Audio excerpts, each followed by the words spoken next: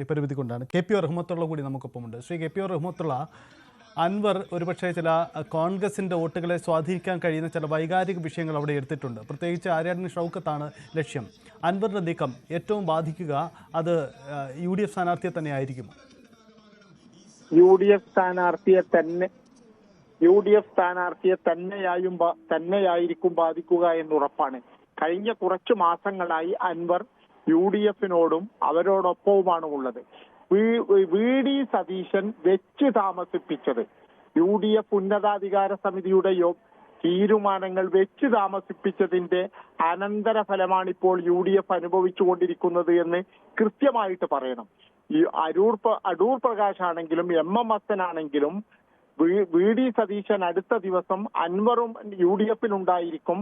അക്കാര്യങ്ങൾ VD Satheesan തന്നെ പത്രസമ്മേളനം നടത്തി പറയുമെന്ന് പറഞ്ഞതാണ്. നിലമ്പൂരിൽ സ്ഥാനാർത്ഥി പ്രഖ്യാപനം ഉണ്ടാകുന്നത് വരെ VD സതീശനെ അൻവറിന്റെ കാര്യത്തിൽ UDF-ന്റെ തീരുമാനം പുറത്തു പറയാൻ സമയം കിട്ടിയില്ല എന്ന് വിശ്വസിക്കാൻ കഴിയില്ല. അൻവറിനോടുള്ള കലിപ്പ് തീർക്കാനുള്ള ഒരു അവസരമായി VD സതീശൻ അത് ഉപയോഗപ്പെടുത്തുകയായിരുന്നു എന്നത് തന്നെയാണ് സത്യം. അതിനിടയിലാണ് K സുധാകരൻ മാറി സണ്ണി ജോസഫ് KPCC പ്രസിഡന്റായി വരുന്നത്.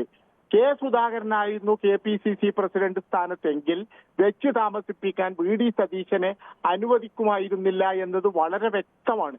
മാത്രമല്ല, തങ്ങളോടൊപ്പം നിന്ന് UDF-ന് ഉന്നത വിജയം സമ്മാനിക്കുവാനുള്ള ഒരു മനുഷ്യനെയാണ് VD സതീശൻ അദ്ദേഹത്തിന്റെ തന്നിഷ്ടവും അദ്ദേഹത്തിന്റെ വെച്ച് താമസിപ്പിക്കലിലോടും കൂടെ UDF-ന് നഷ്ടപ്പെട്ടത് എന്നാണ് മനസ്സിലായത്. മാത്രമല്ല, ആര്യാടൻ PV അൻവർ പിടിക്കുന്ന വോട്ടുകളിൽ ഇടതുപക്ഷത്തിന്റെ വോട്ടുകളും ഉണ്ടാകും, സമാനമായി തന്നെ UDF-ന്റെ വോട്ടുകളും ഉണ്ടാകുമെന്ന് തീർച്ചയാണ്. കാരണം കഴിഞ്ഞ തദ്ദേശ സ്വയംഭരണ തെരഞ്ഞെടുപ്പിലൊക്കെ അൻവർ നിർത്തിയ സ്ഥാനാർത്ഥികളാണ് വിജയിച്ചത് എന്ന് നമ്മൾ കണ്ട്. ഇടതുപക്ഷത്തിന് അങ്ങനെയാണ് നിലമ്പൂരിൽ മുന്നേറ്റം ഉണ്ടാക്കാൻ കഴിഞ്ഞത്. ഒരുപാട് കാലമായിട്ട് ഇടതുപക്ഷം ആഗ്രഹിച്ചിട്ടും സാധിക്കാതെ നിലമ്പൂർ നഗരസഭ പോലും LDF-ന് സമ്മാനിച്ചത് PV അൻവറിന്റെ സ്ഥാനാർത്ഥികളാണ്. ശരി, ഒന്ന് ഇടപെടുകയാണ് KP റഹ്മത്തുള്ള, സമയപരിമിതി കൊണ്ടാണ്. എന്തായാലും PV അൻവർ എത്ര കണ്ട് വലിയ ഫാക്ടർ ആകും നിലമ്പൂരിൽ എന്നതാണ് വരും ദിവസങ്ങളിൽ നമുക്ക് കാത്തിരുന്ന് കാണേണ്ടതുണ്ട്. എന്തായാലും ഇടതു വലതു മുന്നണികളുടെ ജയസാധ്യതകളെ